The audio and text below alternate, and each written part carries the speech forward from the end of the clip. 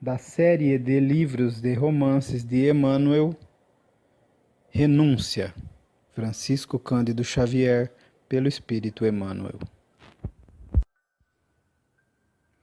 A jovem, por sua vez, como se despertasse de um sonho, começou a chorar convulsivamente. A imagem do primo torturava-lhe agora o pensamento, como se recordasse um verdugo cruel. Lembrava as lutas domésticas, os enormes débitos do genitor para com Antero de Oviedo, as combinações de ambos para o futuro matrimônio, com o sacrifício dos seus ideais, e não conseguia dissimular a imensa dor que lhe avassalava o coração sensível. Ante e a possibilidade de perder Cirilo, compelia pelas humanas convenções a renunciar à união com o jovem em cujo espírito adivinhava a fonte de todas as sublimes compreensões de que sua alma necessitava para ser feliz. Entregava-se assim a copioso pranto, enquanto o moço irlandês, comovidíssimo, tomava-lhe a cetínia mão, cobrindo-a de beijos. Não chores, Madalena. O amor confia sempre. E acreditas, acaso, que sou de todo inútil? Recordando as palavras impiedosas de Susana, que aquelas lágrimas confirmavam, assumiu atitudes decisivas e acrescentou: Ninguém poderá impor-te um casamento contra os teus desígnios. Se amas, saberei defender-te até os confins do mundo. Não pertencerás a qualquer miserável truão, apenas por circunstâncias mesquinhas de 1000 francos, a mais ou a menos. O dinheiro jamais entrará em nossos planos de felicidade. A filha de Dom Inácio enxugou as lágrimas depois de ouvir-lhe as ponderações consoladoras e afetuosas e, atendendo-lhe aos apelos, relatou minuciosamente as dificuldades da família desde os tempos de Granada, assinalados por grandes lutas. Nascera nessa famosa cidade espanhola, onde o pai desempenhava cargos políticos de certa relevância.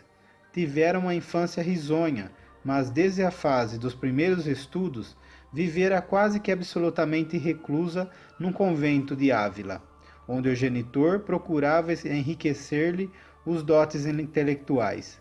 Nos poucos dias do ano, quando feriava no ambiente doméstico, seguia de perto os sofrimentos da genitora, que recrudesciam de tempos em tempos em vista das extravagâncias paternas. Quando abandonou definitivamente o educandário religioso, seus pais já se encontravam em Madrid, para onde se mudaram com enorme dificuldade.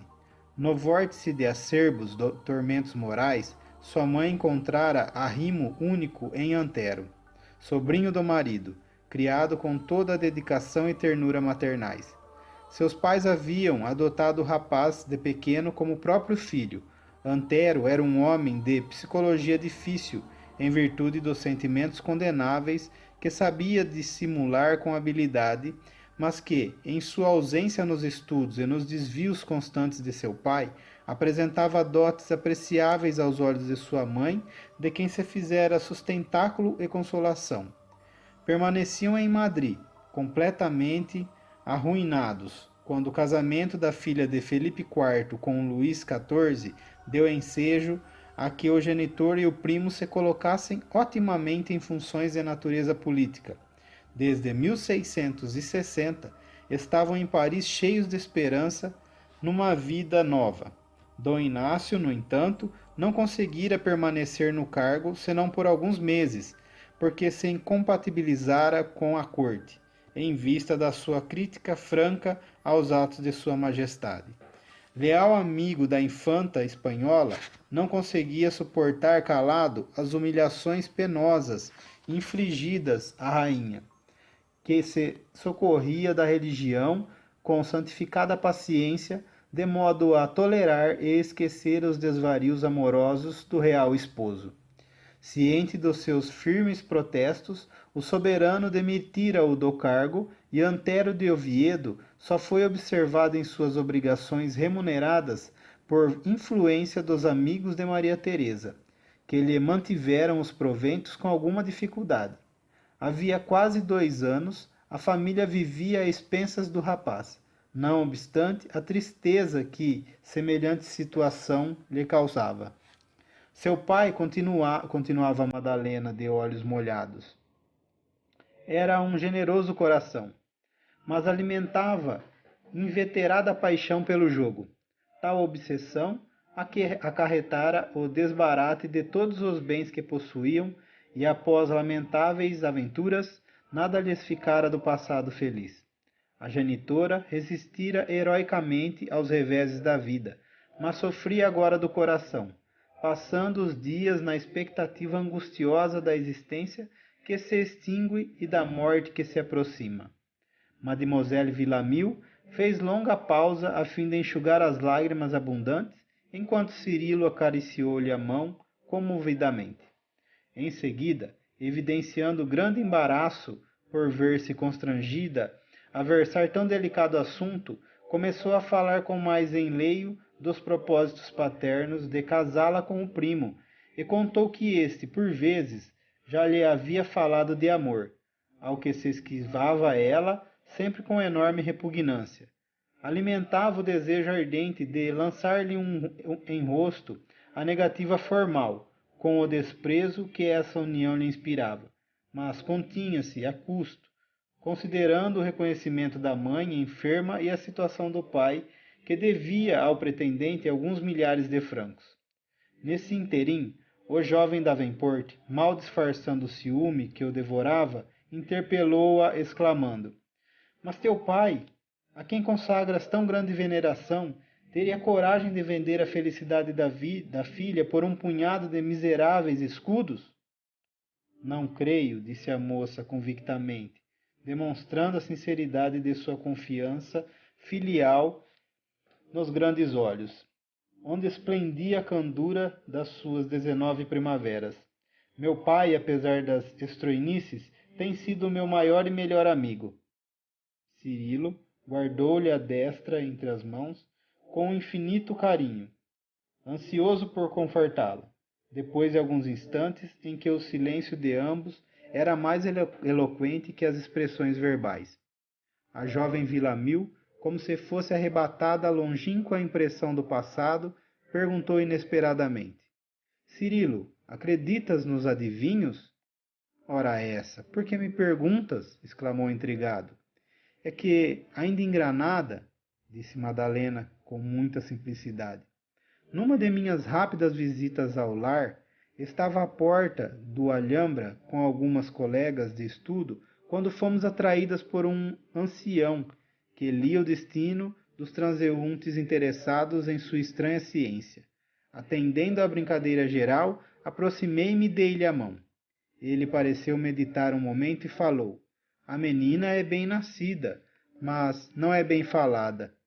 E depois de fixar-me nos olhos com expressão inesquecível, não mais sorriu e continuou aconselhando-me: Prepara-te, minha filha, e une-te à fé em Deus, porque teu cálice no mundo transbordará de amargura.